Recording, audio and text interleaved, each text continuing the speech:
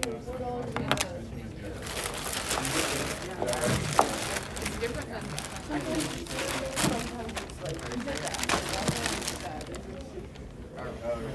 we have this class. Yes, we're finishing right after that. Hopefully, as long as they like go soon, then I'll tell them. It's when they. When do you get out? On average, how much do you make a book kids? Okay. Hello everyone. Hi. Before I start the lecture, does any of you have any questions about any of the topics that we talked about? Like everything seems good? So as you saw, I posted homework assignment. As I told you, I try to post it on Friday night, but if not, by Saturday morning, noon, it will be posted. And I just try to send as less as announcements as I can. So for that matter, I'm just going to send a reminder tomorrow. But just expect homework assignments every weekend. Okay, so I want to remind you of tutoring that starts today at second floor of the library. And I emailed Dale that you met at the other session and asked about the exact location or like room number and also the exact time. And I'll send an announcement about that on Canvas as soon as I receive his email. So to encourage all of you to go to tutoring and see how useful it is, I decided to devote extra credits for the tutoring. And for each session of tutoring that you attend, I add 0.5 points to your final grade in this course. It means that if at the end you become, your grade becomes like 88, and then you went to 4 tutoring sessions, I give you an A. And I think that's fair, encourages you, and I think we have like about 13 weeks that would be like 13 tutoring sessions, so it would be up to like 6.5, 7 points out of 100. So it's just basically 3 points, and when you go to tutoring, you see how useful it is. So yes. So when you go to the tutor section, is there like a check-in area? Yes, like, I'm going to tell your tutor to keep track of attendance. And also, if you couldn't make it at that session and you wanted to still get the credit, you can just email Dale or like myself, and then I had like tutoring section on course syllabus. You can just email them whether just walk in or schedule an appointment, and make sure to tell them, whoever you ended up meeting with, to email me and let me know that you went to that specific tutoring sessions. But this is like for workshops that you can just like, show up to those. Does that make sense? And there are like several sessions, so basically they work with your schedule. But if the situation happened, I had students that they were working during the week, they had like full schedule, they couldn't make it to any of the tutoring sessions available. So if that happened, just like email me and I schedule one tutoring session that meets your schedule. So basically I just want everyone to take advantage of this opportunity to increase their grades.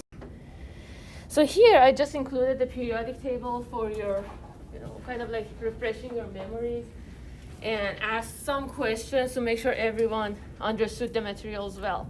So which element is more electronegative, fluorine or sodium? Fluorine. And is this obvious to everyone why? Can anyone tell me what was electronegativity?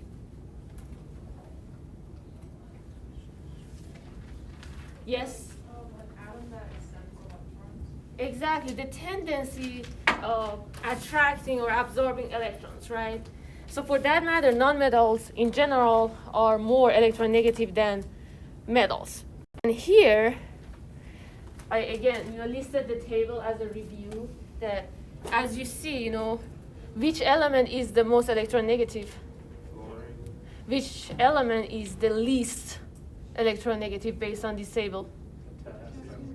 Yes, so just remember those, and when you want to, and can anyone tell me what was a polar covalent bond? Unequal sharing of electrons. What's that?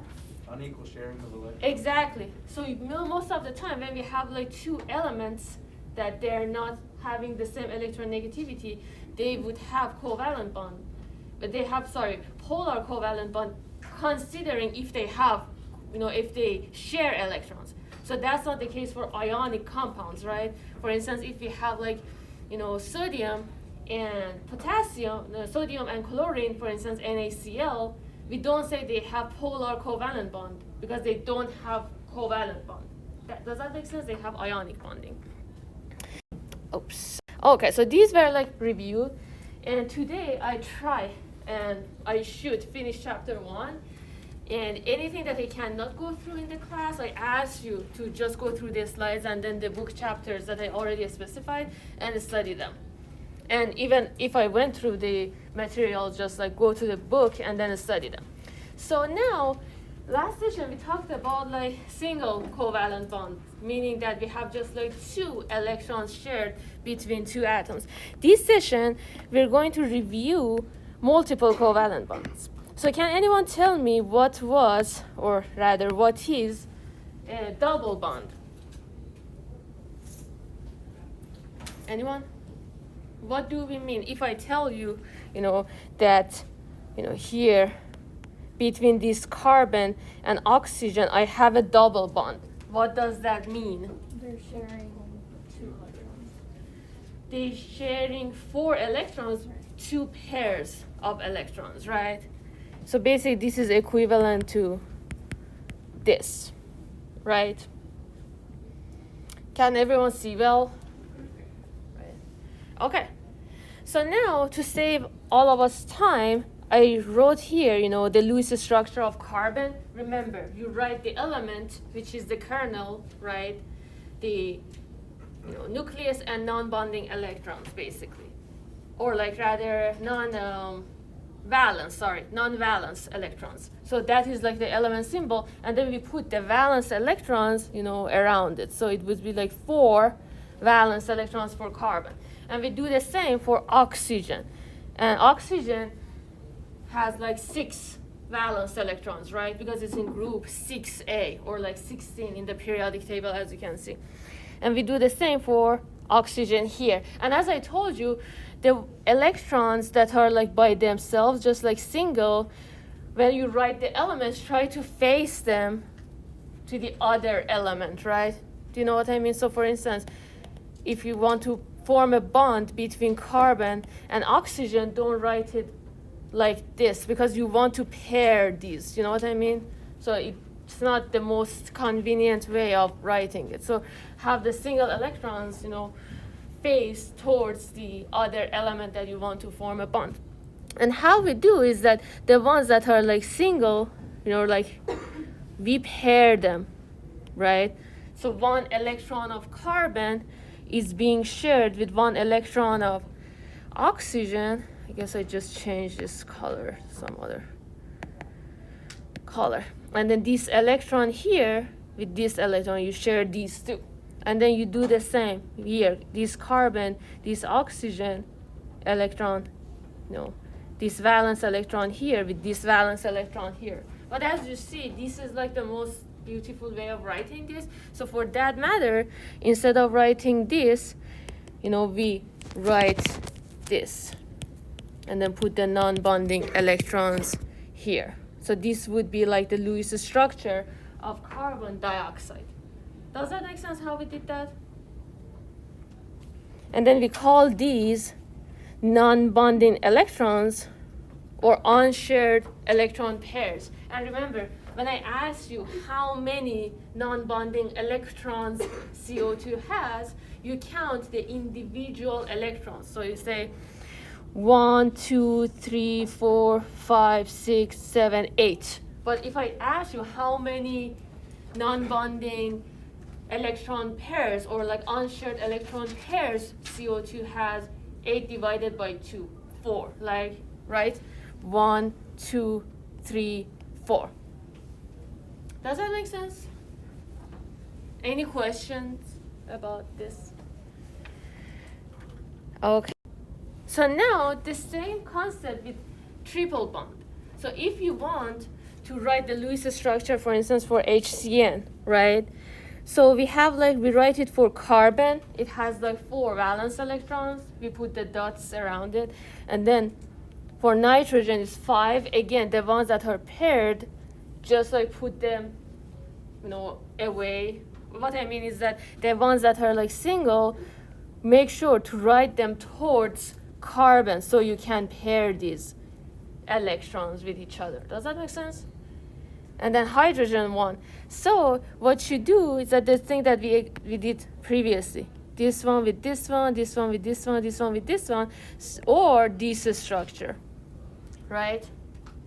And then if we just like write it in better manner, in a sense, it would be like HCN, and we have like one pair of non-bonding electrons. And we call this bond here triple bond, which is basically 6 electrons being shared between the 2 elements, or like 3 non-bonding pairs, electron pairs. Does that make sense? Okay, and we call that hydrogen cyanide. And as I said, we talk about like naming covalent compounds and carbon compounds as we go with the progress with the course. Any question? So that just have 2 non-bonding electrons? 2 non-bonding electrons, or like one pair. non-bonding pair, yes.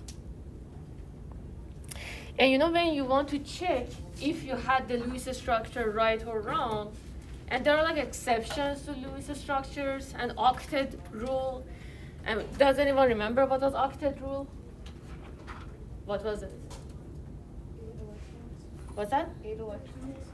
Valence electrons. Yes. So most elements in the main groups, except like noble gases, most of them, when they form bonds, they want to reach an octet, meaning like having 8 valence electrons in their shell, in their valence shell. So if you now count the electrons for carbon, so let me have like this structure here, so I can like talk about it. Okay, so if I tell you how many electrons carbon has in this structure, you would say 1, 2, 3, 4, 5, 6, 7, 8. Considering the electrons that it's sharing, it has 8 overall. So it reached an octet. Does that make sense? Or if I ask you what is the total number of valence electrons for hydrogen in like this structure, you say that, okay, 1, 2. And remember, hydrogen was an exception. It doesn't reach an octet, it reach a duet. Exactly. Or like for nitrogen, if I ask you, you say, okay, 1, 2, 3, 4, 5, 6, 7, 8. And there are exceptions that we talk about, but in general, elements want to reach an octet. So if you write the Lewis structure for hydrogen cyanide as this,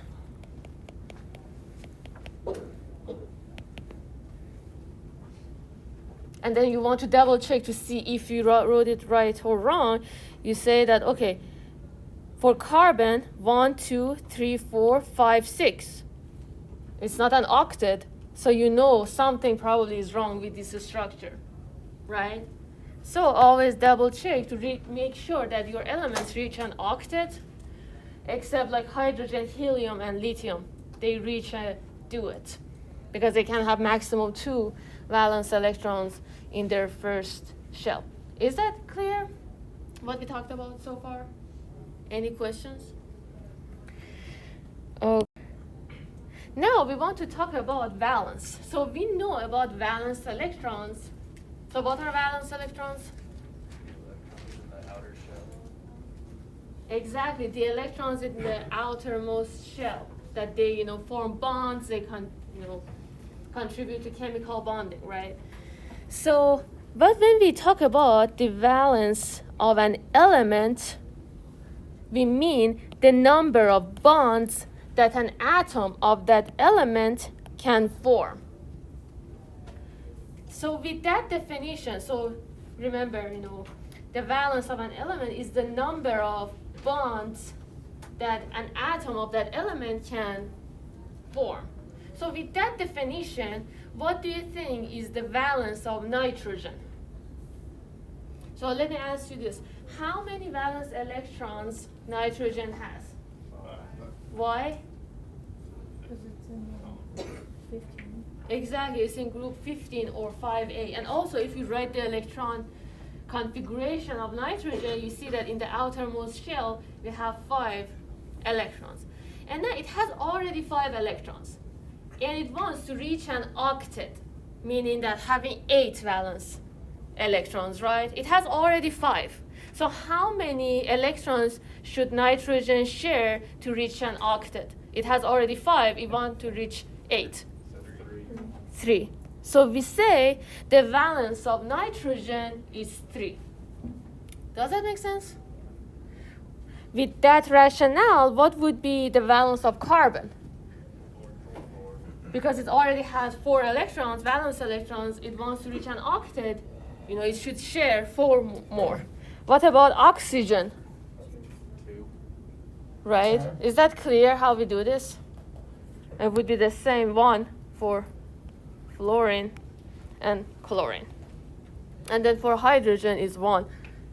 And it wants, hydrogen wants to reach a duet. It already has 1 electron, it should share 1 more. Is that clear? So as you see, we have like lots of definitions because these are like the, basis of our course. So there are like lots of definitions, learn and then go along with the chapter. So I talked about isomers briefly when I started this chapter. Can anyone remember what were isomers?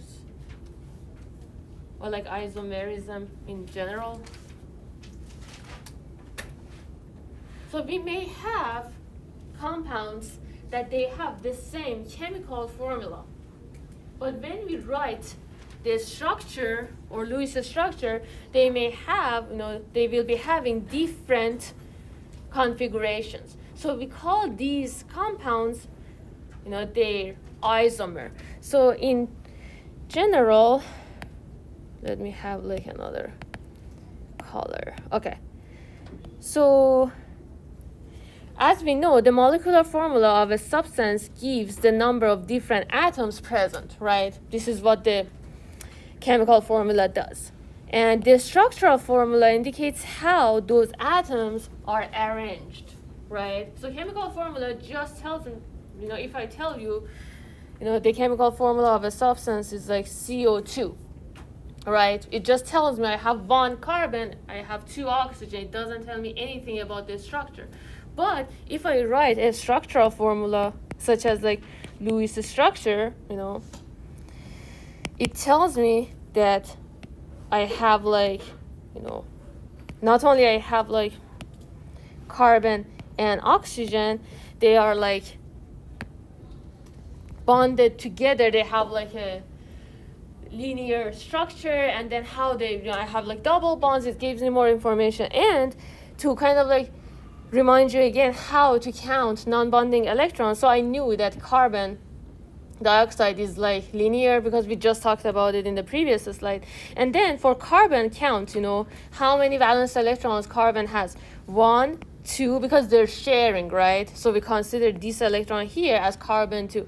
3, 4, 5, 6, 7, 8. So carbon doesn't have any non-bonding electrons because it's already an octet, right? So what about oxygen here? 1, 2, 3, 4, 5, 6, 7, 8. So in order to reach an octet, I should put 2 non-bonding pairs. And the same thing here. 1, 2, 3, 4, 5, 6, 7, 8. Right? So it gives me how many non-bonding electrons we have, or like bonding electrons, what is our type of bond, how is the structure, So it tells me how the atoms are arranged. But the molecular formula just tells me how many atoms we have and what are they. Are they like carbon, oxygen, and so forth, right? Isomers are molecules with the same number and kinds of atoms, but different arrangement of the atoms. Does that make sense? Any question about molecular or structural formulas or isomers?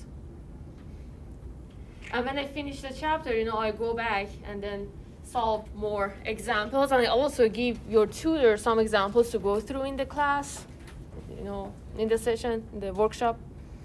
But now, as I said, I'm trying to finish the chapter, so I try to just go through the slides faster. So now we want to work on how to write structural formulas. So now again, we have like some terminology that you should know in order to progress with this chapter. So we have like continuous chain and branched chain. And it's just like as they suggest what they are. So continuous chain, in that, atoms are bonded one after the other. And as I said, we have like, carbon compounds course, and there are like most of the compounds that we're dealing with, they have like several carbon atoms. And if we just like bond them together like this, without any branch, in a sense, it would be like continuous chain. But in a branched chain, some atoms form branches from the longest continuous chain, meaning that you see that I have like this long chain, and then some of the atoms, kind of like form a branch in a sense. Does that make sense? And as I said, I'm going to post all these things that I write here, so don't worry about if you behind writing notes. Okay, now let's do attendance. So this time I decided to try like Google Forms. So let's see how does that work. It has like more letters, but hopefully you can just work with it.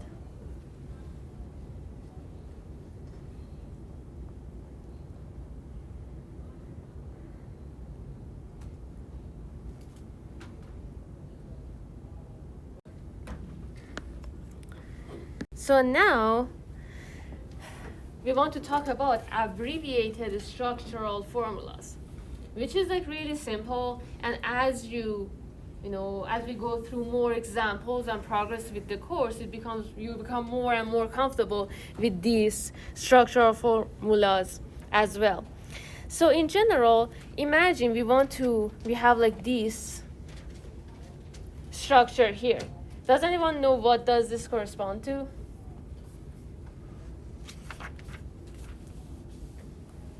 Anyone?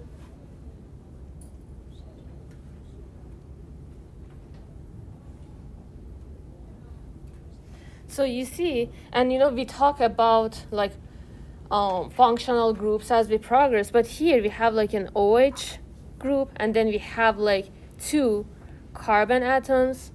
So usually when we have like 2 carbon atoms, we use like, what's that? Exactly, so like methane, ethane, or like methanol, ethanol, and then we have like an OH here, so we have an alcohol, group, functional group. But in general, now I just want to talk about you don't have to worry about the naming yet, just about the structural formulas. So you see that if we want to have like the structural formulas, they are great, they gives us information about how atoms are bonded together and so forth. But if I just ask you about like this compound and then you write the structural formulas, it takes time, it's like, takes space. So for that matter, we want to have like more abbreviated structural formulas. Still, we want to have information about how atoms are bonded together, and without writing the whole structure. For that matter, we have like this CH3 here, we write that separately. And we know that when we talk about CH3, they are like, carbon and hydrogen are bonded like this. And then CH2, and then when I tell you CH2, we know, just kind of like miss this 2 here. Okay, CH2, it means that they are bonded together like this, right? And then an OH. So, or I can even omit these dashes here and write CH3, CH2, OH, while knowing the, structure, but also being more abbreviated, right?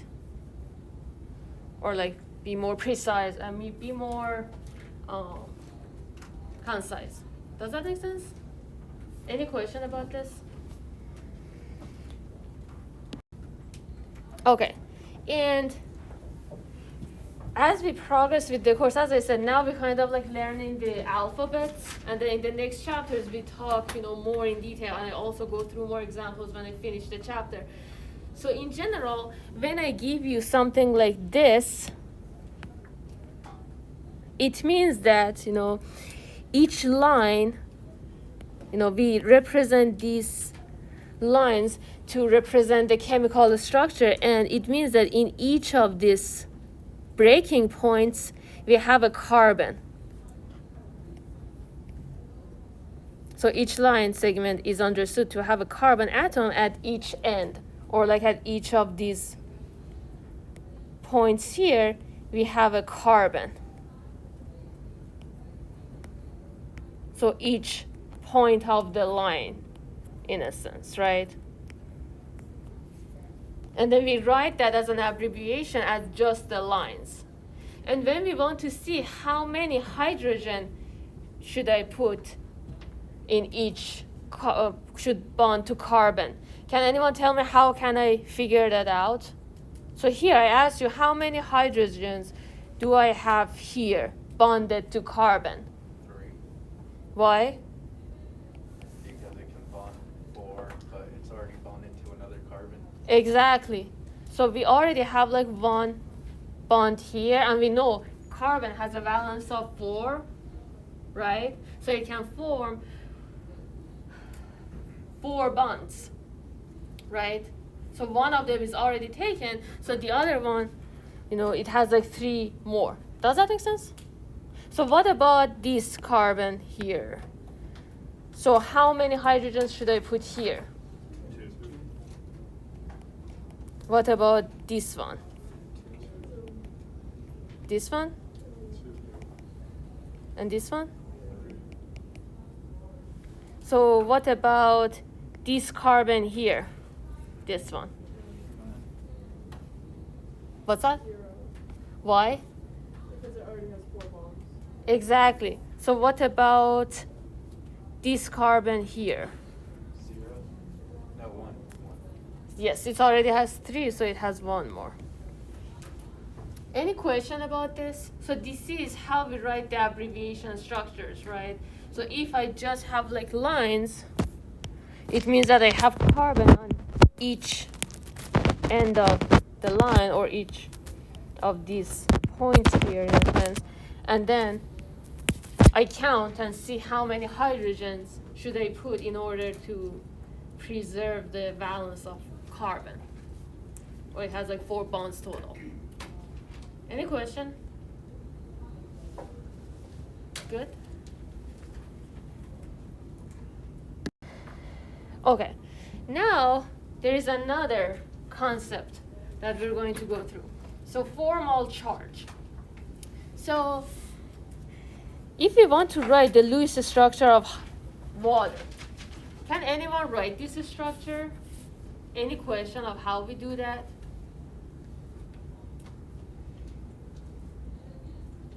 Everything's clear? So you know how to write the Lewis structure of water, right? So you write, oxygen, put the valence electrons. How many valence electrons oxygen has? 6. And what is oxygen valence? 2. Exactly.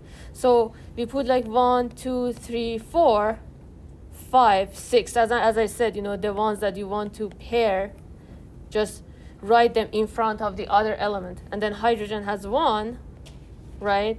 And then we represent the 2 electrons between the atoms by a dash, which is a chemical bond, or like here covalent bond, right? Anyway, so if we add an hydrogen ion, basically H plus, to water, we'll be having hydronium ion, which is like H3O plus, right? And to write this structure, we have like, we want to add this H plus to this structure. So H plus, hydrogen has 1 valence electron and it lost it, right? So it doesn't have any electron.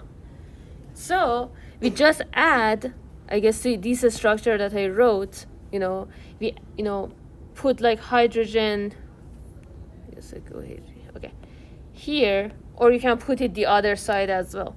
And then now oxygen shares the electrons with hydrogen. So we'll be having like this structure here. Is that clear? Any questions? Okay, so now we have like a definition here, formal charge, and I have like the formula in the next slide, and then we go through it and then solve some examples. So the formal charge of an atom is in a covalently bonded molecule or ion is the number of valence electrons in the neutral atom minus the number of covalent bonds to the atom and the number of the unshared electrons on the atom. So what that means, so usually when we write things in a chemical or like mathematical formula, it's just like easier to remember. So formal charge is number of valence electrons in the neutral atom, right? So for instance, in this example that I gave here, they keep like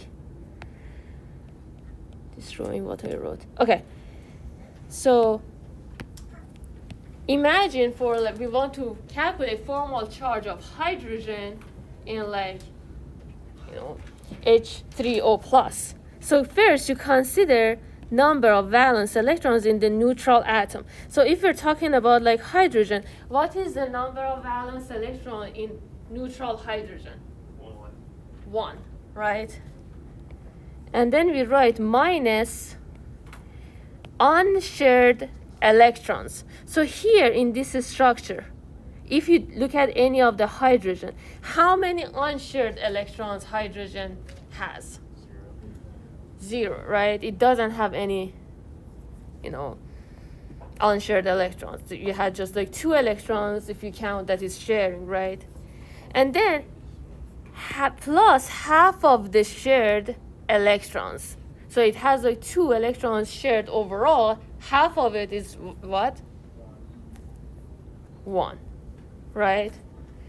And that would be 0, and that is formal charge for each hydrogen atom in this structure. So what you do is that you count the number of valence electrons in the neutral atom minus, you know, in parentheses 2 terms. One of them is number of unshared electrons. The other one is half of the shared electrons. Because we're just talking about hydrogen, right? Does that make sense? So by that being said, can you guys, so I have the answer here, but first yourself calculate this, you know, formal charge for oxygen in H3O plus.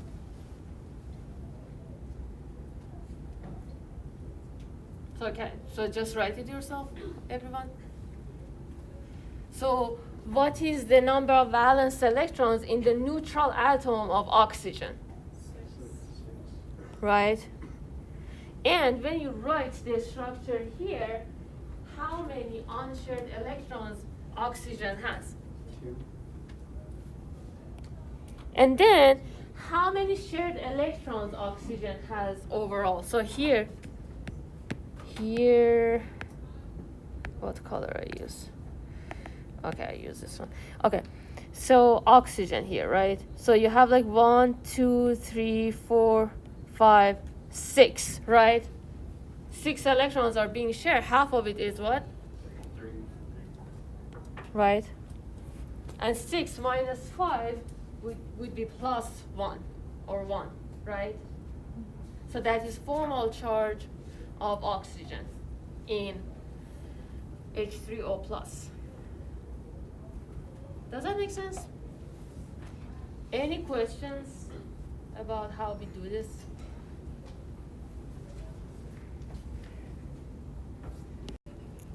Okay. Now we want to talk about another concept, resonance.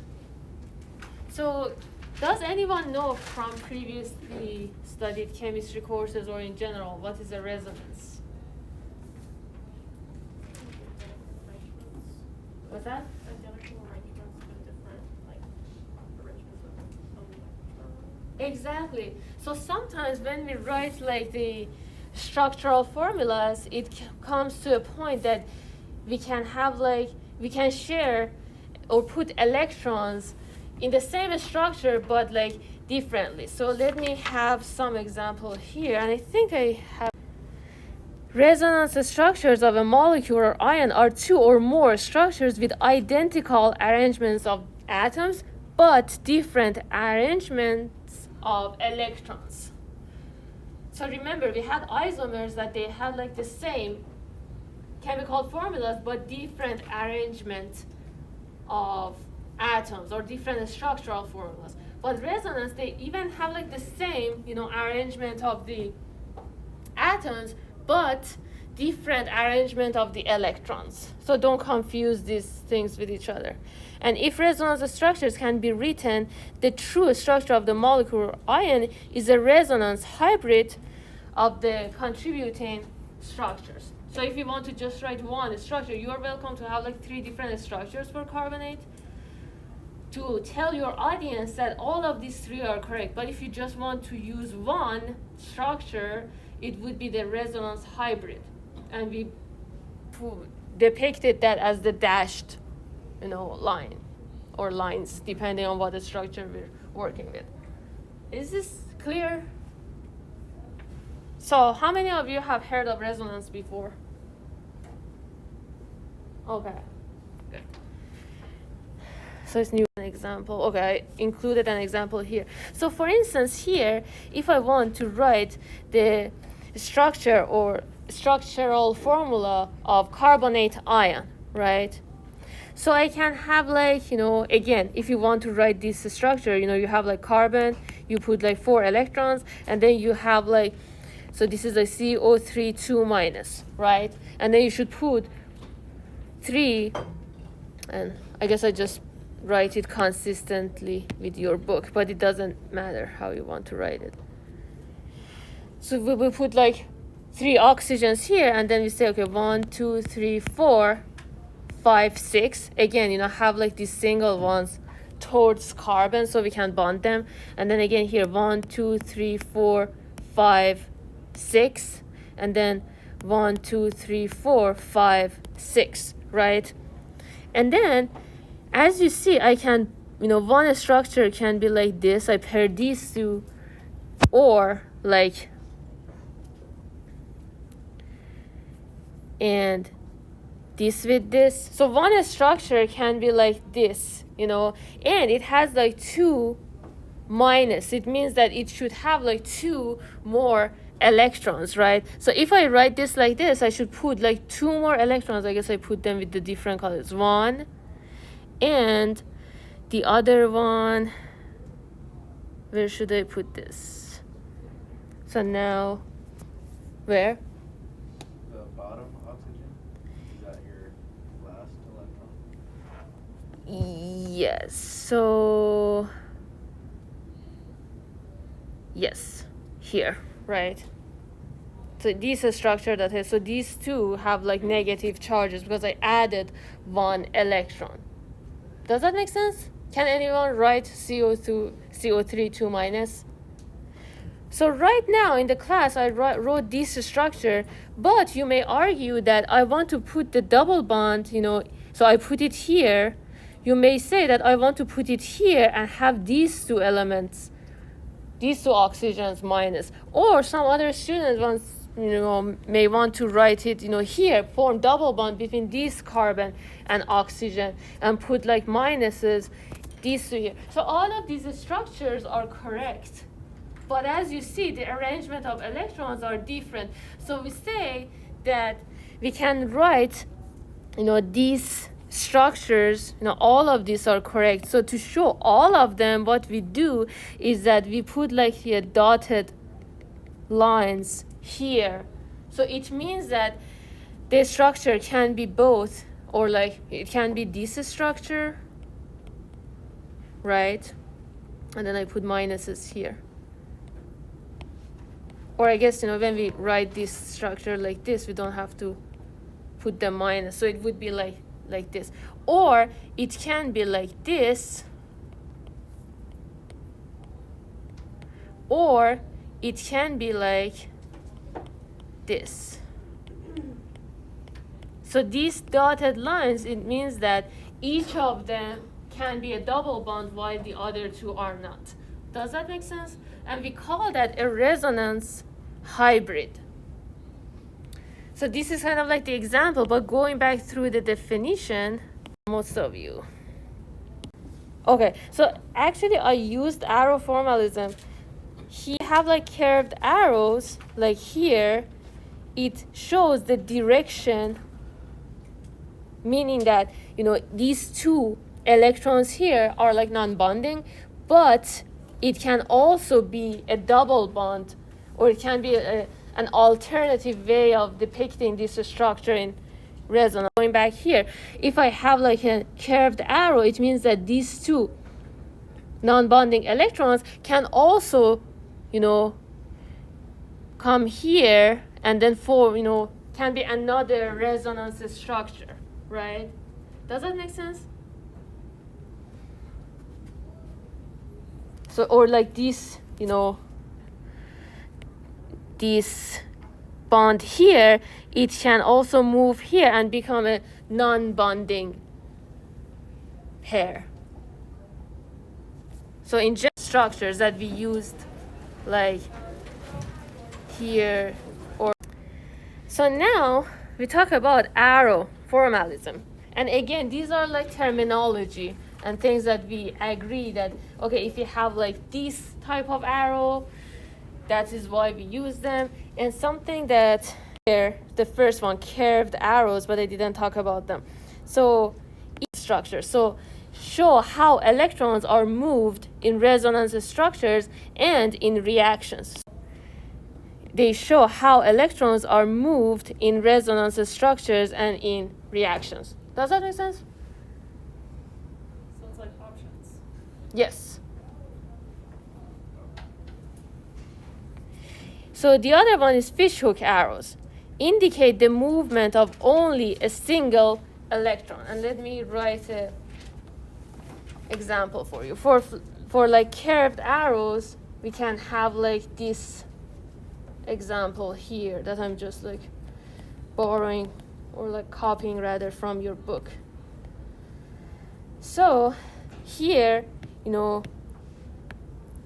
carbon has like a slightly, you know, positive charge, and then oxygen has like a slightly negative, as we talked about, kind of like the polar covalent bonds, right? So these two electrons, if I put like a curved arrow here on this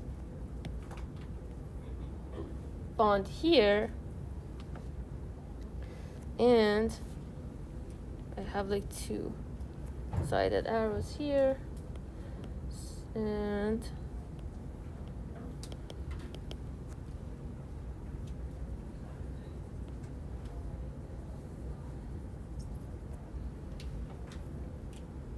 okay, and here, and your book says that both carbon and oxygen have formal charges of 0 in the structure on the right. So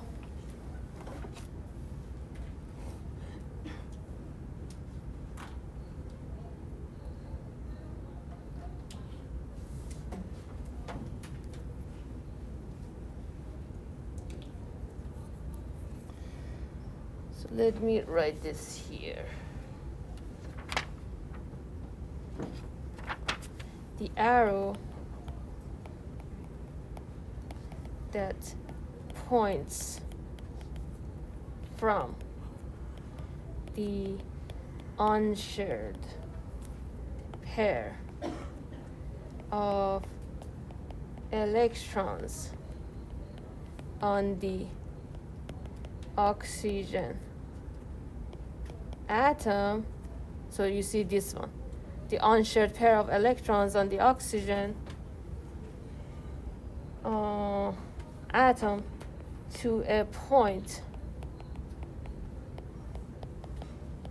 between the carbon and oxygen in the structure on the left indicates that the unshared pair of electrons on the oxygen atom moves between the oxygen and carbon atoms to form a covalent bond. Does that make sense? Okay. So if we have like fish hook arrows, so imagine we have like this structure, hydrogen, hydrogen, hydrogen, hydrogen. So we write that as this.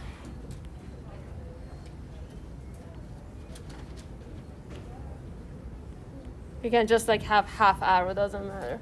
So it means that this structure can be depicted as when we have like one single electron, we use fishhook arrows. So indicate the movement of only a single electron. So we use fishhook arrows. And then for straight arrows, probably you use last semester or like in general in your basic chemistry courses, when you want to have like chemical equations, for instance, A plus B gives C plus D, we write like, straight arrows. And double-headed straight arrow between two structures indicate resonance, like we can use, if we have like, let me have an example of this too. So if we use this, arrow here. So for instance, we have like, if you have like this structure and then we say, okay, that is equivalent to like this structure here, right? So this type of arrow, if we use, those two structures are resonance structures. Okay, so I finished chapter 1.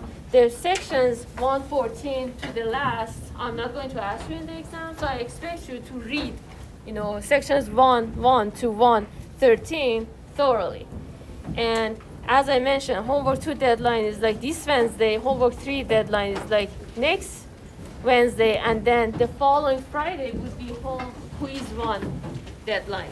And I'm going to make more announcement about the quiz as well. But make sure to read the book. As you see, I just have to go through so many definitions. And, you should read the book to have like better understanding of what's going on.